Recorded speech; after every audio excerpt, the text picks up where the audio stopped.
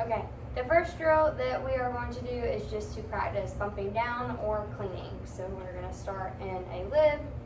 Whenever you clean, your feet go together and you tilt your head back, and then you settle into a squish position. So from the side, we start in a lib, we clean with our feet together, and then we go to the squish position.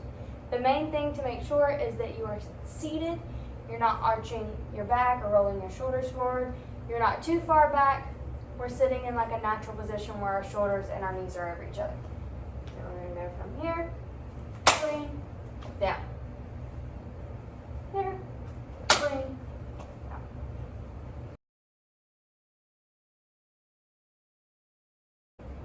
The next drill we're going to do is to work on loading in.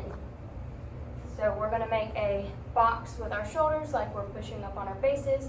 We're on this back toe, and I'm on the toe or ball of my foot on my elevated surface, my chair. I'm going to push all the way down while bending up. I stand all the way up, and then I hit my high V. I then practice my bump down, so I clean, and I go back to my loaded position. So from the front, I start in my box. I dip, I push up, standing all the way up, hitting my high V, clean, and back down to my load. I also do these with switch ups.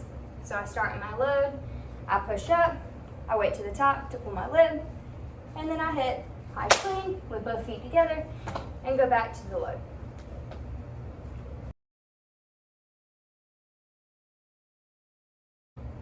Similar to the chair tapping drill, we can also start with our foot on the chair and we're kicking to a stretch and then putting it back down. We're not tapping. If anything, we're trying to keep it right above the chair and then kicking again. The main thing on these is to not swing your body to kick. If anything, you can grab lower on your leg just so it's slow and controlled. Similar to the chair tapping front drills that we're doing them backwards too. So we can start in an arabesque position and we're just lifting from here.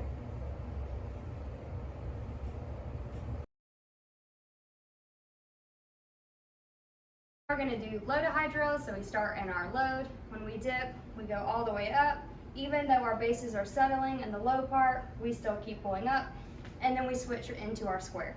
Same thing, we got to keep our hips square, so for our high to highs, we're keeping our hips square and replacing right into the square that is on the floor. So make sure you're not replacing over here, your bases can't catch it.